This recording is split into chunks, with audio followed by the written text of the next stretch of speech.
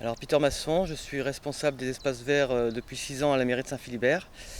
Donc Saint-Philibert, petite commune côtière. Il y a beaucoup de résidences secondaires, donc c'est pas évident de travailler sur ce genre de commune, quoi.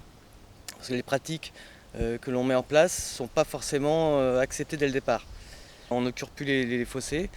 J'ai essayé de mettre ça en place pour justement filtrer l'eau avec les plantes. Donc je me suis aperçu qu'en 6 ans, le niveau des ruisseaux n'avait pas augmenté. Donc ça veut dire que le ruisseau n'est pas obstrué par la végétation.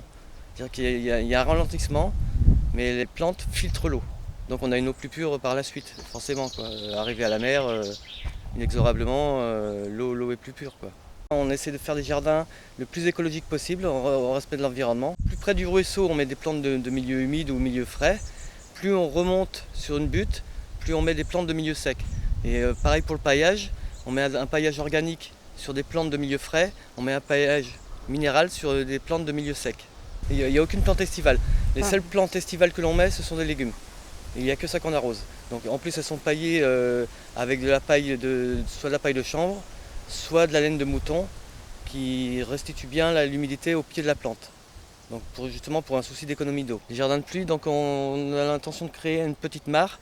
Ce sera forcément plus pédagogique que vraiment pratique. Enfin, on espère qu'il y a un milieu propice à la végétation et à la faune et la flore. On ne met pas des choses en place pour juste mettre en place, il faut expliquer aux gens, il faut que ce soit pédagogique, que les gens s'amusent et que ce soit agréable à regarder.